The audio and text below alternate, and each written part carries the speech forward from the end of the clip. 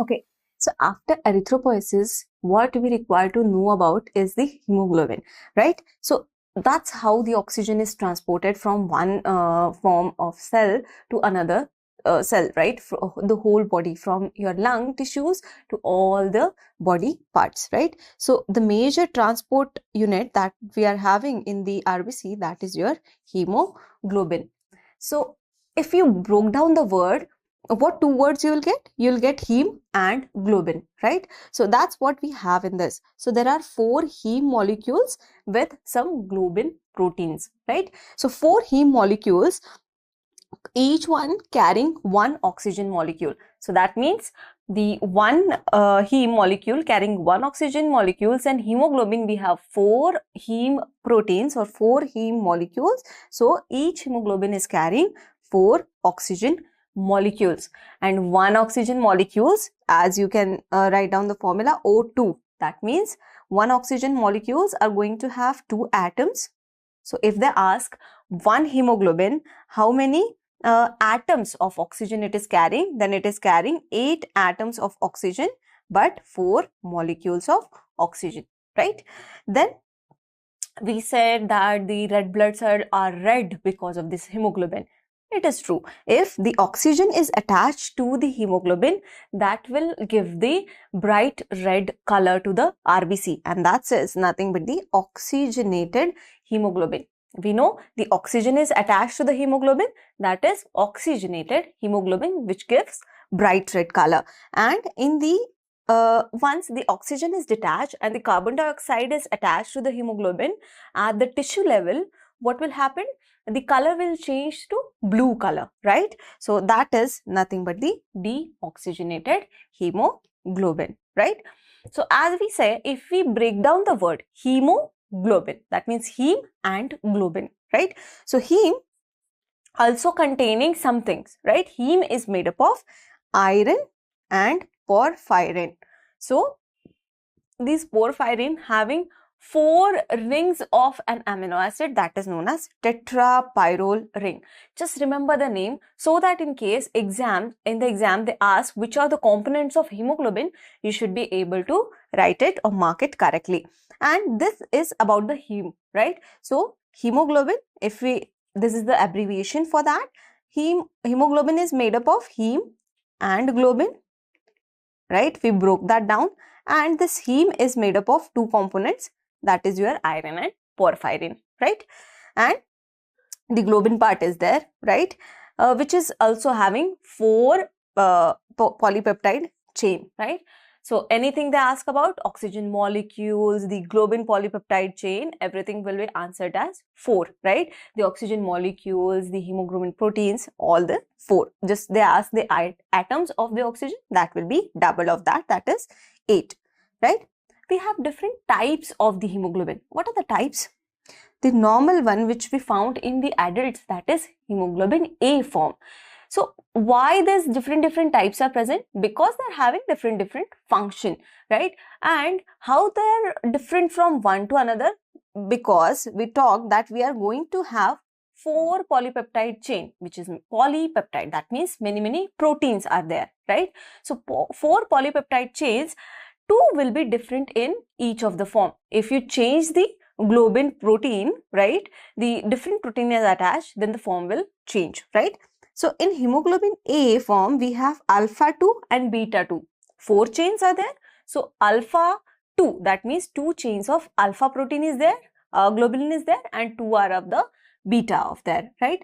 We said there are various types of globins. Alpha, beta, gamma are the major ones, but there are delta proteins also, right? Delta globulin per se, right? So alpha and beta, if they are incorporated into the hemoglobin, if the hemoglobin is made up of 2 alpha and 2 beta chain, that is the hemoglobin A.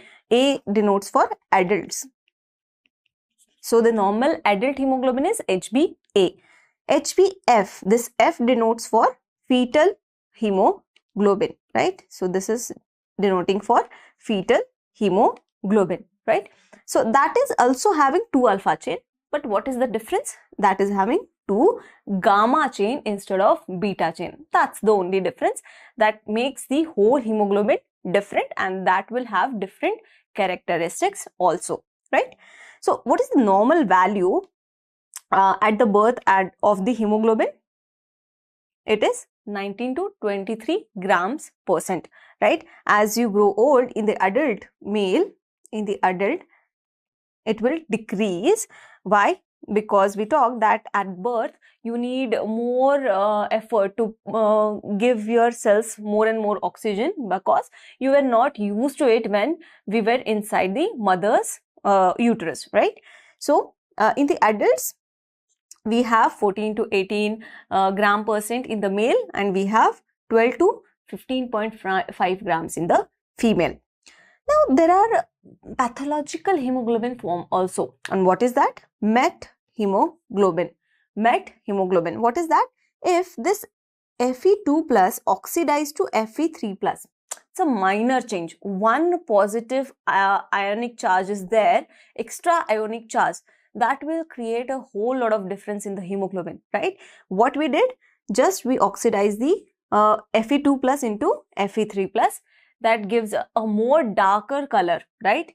The more the positive iron charges are there, more the darker red color will be there, right? So met hemoglobin is nothing but Fe2 plus is replaced by Fe3 plus, or it got oxidized to Fe3 plus, which gives dark color, and once it excreted in the urine will be also darker color, right? Then we have HbA2, that is another form of the hemoglobin. This A, we said that adult hemoglobin. Normally this HbA2 is also present in the adult form, and that's why it is given the name HbA2.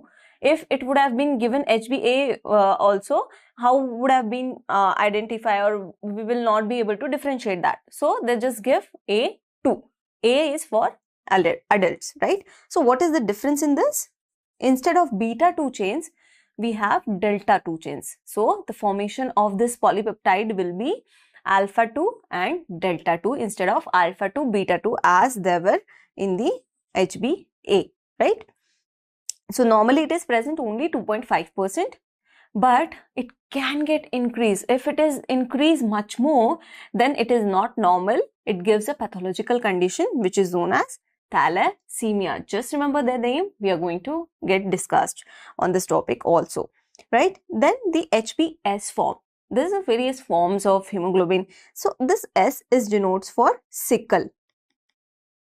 This S abbreviates for sickle, right? The sickle cell anemia, you must have heard of that. You are going to get this hemoglobin in the sickle cell anemia. So they're named as HbS, right? What happens in this is that the glutamic acid, various proteins and various amino acids are present which are forming the globin chains, right? So this glutamic acid, which is the amino acid, it is replaced by the valine acid. So normally the glutamic acid is present in HbA, right? But if the glutamic acid is absent and the valine is present on the 6th position of the beta chain, right? So what will happen? That will be converted into delta form. So it is just the beta chain, right? The whole thing is same. Just what is changed? One amino acid is changed on the 6th position of that amino acid chain.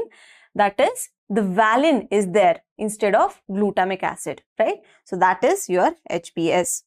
So there is one globin which is also important, asked in one of the exams. So I just incorporated over here, neuroglobulin. Neuro as means neurons, to the neurons. So globin, which helps in the oxygen transport to the neurons, that known as neuroglobin. Okay. So to conclude that, one other form of hemoglobin is also there, which is very, very important. That is HbA1c. What do you mean by HbA1c? This C is for glycosylation.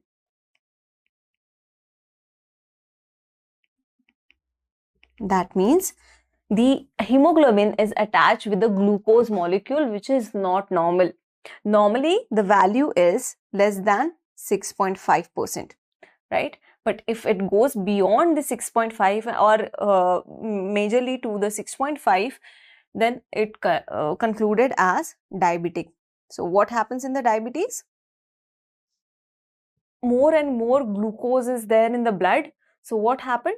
That glucose, if it goes beyond the normal range, that glucose is going to get attached on the or precipitate on the hemoglobin molecule, and that's how the HbA1c will be increased, and that's the mechanism behind the diabetes, right? And that's why we can get to know if the HbA1c are raised more than 6.5, the patient is diabetic, right? Okay, let's see some important definitions. HbO, that means oxygenated hemoglobin. As the 2,3-DPG, it's a biochemical compound, right? Diphosphoglycerate. If the 2,3-BPG rises within the RBC, the affinity for hemoglobin for oxygen falls. That means if 2,3-BPG increases into the hemoglobin, that will take up the place of the oxygen, right? That means the oxygen will decrease. So suppose you have 4 seats in the hemoglobin. If 2 seats are occupied by the 2,3-BPG, the only 2 seats will be remaining for the oxygen to take in the hemoglobin, right? So as less the 2,3-BPG is there, more oxygen can bind to the hemoglobin, right? So the inverse relationship. Then what is next? Deoxygenated hemoglobin. If the carbon dioxide is attached to that and the oxygen is removed from the hemoglobin, that is known as deoxygenated. The word itself is saying D. That means you remove the oxygen from the hemoglobin, that is your reduced hemoglobin or deoxygenated hemoglobin, right? The next is carbaminohemoglobin. So remember, there is 2 different forms, carbamino hemoglobin. If they are writing as a carbamino hemoglobin, that means you have to go with the option of CO2. If CO2 is attached or sitting in the RBC, that is known as your carbamino hemoglobin. If oxygen is removed, that is your reduced or deoxycarb, right? If the carbon dioxide is attached, carbaminohemoglobin, but there is carbon dioxide is attached, right? If one molecule of carbon and one molecule or one atom of the oxygen, that is CO, carbon monoxide is attached, then what will happen? The form will change to carboxyhemoglobin. The name will be given as carboxy or carbomonoxy. Mono means one single molecule, right? So dioxy means 2 molecules or double the molecules, right? So over here the dioxygen, carbon dioxygen, 2 atoms of oxygen are attaching. Over here only single molecule of or single atom of oxygen is attaching, right? So what happens? The affinity of hemoglobin for CO is 210 times that of the oxygen. That means the 210 times they attract the hemoglobin more towards themselves, right? That means the if you have 10 molecules of or 210 molecules of carbon monoxide and 210 molecules of oxygen, none of the oxygen will attach, but whole 210 molecules of carbon monoxide will attract the hemoglobin towards themselves and get attached to it, right? Like that. Then the methemoglobin, as we already talked, if the ferrous form will convert it into the ferric form, that is Fe2 plus get converted into Fe3 plus, it will give the methemoglobin. What is the importance of this is that it gives blue colors to the skin and it mimics as a cyanosis. Sometimes in the diseases, it mimics as a cyanosis. The patient may not be going into any respiratory or cardiac distress, but it is showing the cyanosis. The cause can be methemoglobin. What are the functions of hemoglobin? We know the transport of gases, that is oxygen and carbon dioxide, act as an excellent acid-base buffer. When we are going to see in the kidney or in the respiratory system how the carbon dioxide and water molecule react with each other, form the carbonic acid, and then the carbonic acid will break down into bicarb and hydrogen, then we are going to see the both molecules are formed. hydrogen also and bicarb also. So if you need acidic environment, the hemoglobin will release H plus and keep the H bicarb to itself. If you need the alkalinity, then it releases the bicarb and keep the H plus to itself. So it acts as an acid base buffer. And this hemoglobin promotes the vasodilation. How? Because in the tissues, it is having a NO binding site. NO is nothing but the nitric oxide. Right? This question was asked that on the beta chain, there is a site for which of the following except, right? So many of the students marks NO, but remember on the beta chain, you do have a site for NO. So it is definitely going to help in the vasodilation, right? Let's talk about the fetal hemoglobin. Whatever we talked about till now, that is about the normal hemoglobins and abnormal. Majorly, which structure we saw, that is of adult hemoglobin. What is different in the fetal hemoglobin? We know that they are going to have a composition of alpha 2 and gamma 2. That means they are having the gamma chains, right? And they are having greater affinity to oxygen. That means the oxygen is released from the alpha 2, beta 2 towards this gamma 2. Why? Because they attract the oxygen. Affinity means attraction, right? So what they do is, when it is the fetal hemoglobin, the child is still there inside the mother, right? So what happens is, it needs to get the oxygen extracted from mother's blood. How it is going to do? Via increasing the attraction towards the hemoglobin or oxygen, right? So this gamma chain is helping to attract the more and more oxygen towards itself, and that's why the fetus is getting the oxygen, right? The lifespan is less of this hemoglobin. The question is already asked on that. The adult hemoglobin having the lifespan of 120 days. That means hemoglobin is present inside the RBCs. So definitely they can ask the question other way hand, right? What are the fetal RBC lifespan? So remember, adult RBC lifespan is 120 days, fetal is 80 days, right? Then they disappears at 2 to 3 months after birth. So fetal hemoglobin disappears. Why? Because there is no much of a need. Once you come into the environment, you can directly take the oxygen from the environment, right? So the fetal hemoglobin, they get disappear, right? If this is a normal phenomena, if they persist, this is abnormal. Usually they should disappear, but if they persist more than 4 to 6 months, they will cause a pathology which is known as thalassemia. This is known as thalassemia. The major thalassemia is seen is beta thalassemia. Why? Because there are no beta chains, right? Which is much common. Why? Because you have alpha chain already. So there is less chances that the alpha chain will be missing, right? There are very less chances that alpha chains are missing. In the mutation, while during the delivery, if something happens, then it can cause the alpha thalassemia also. But the major thalassemia are beta thalassemia. So what happened? Beta chain was not there in the adult also, after birth also. So that is known as thalassemia. Okay. So let's move on to the HbS form. What is that? We know that this S denotes for sickle cell, right? So this is a genetic condition. That's why it is known as Mendelian dominant, right? So there are various types of the genetic disorders, right? This is one of the Mendelian dominant disorder, right? What happened? We already talked. There is a valine instead of glutamic acid at the 6th position, and when it reduces, that means when hypoxia is there, reduced form of hemoglobin, we talked that oxygen is released or oxygen is not attached to the hemoglobin, right? Whenever there is a hypoxia or low pH is there, it becomes much less soluble. So what happens if the much less solubility is there? They get attached to one another. So what happens? The hemoglobin will form chain inside the RBC, and that's why the RBC will be elongated and like this, right? And if more and more hypoxia will be there, they will form a chain and they will convert your biconcave spherical RBC into Yes, in the sickling form, and that's why you'll get sickle shaped RBCs, right? Because of this abnormal hemoglobin, right?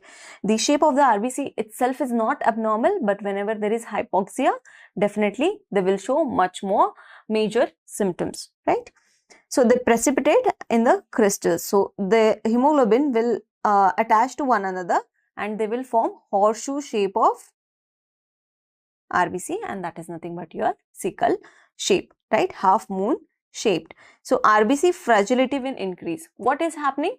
Because the chain is formed, now what happens? Whenever they are going through the small size of capillaries, they will break off, right? The fragility is not there, right? So what will happen? They will break down into bits and pieces, and that's why they get early destruction. They are going to have early destruction, and we know they are going to have a sickle shape.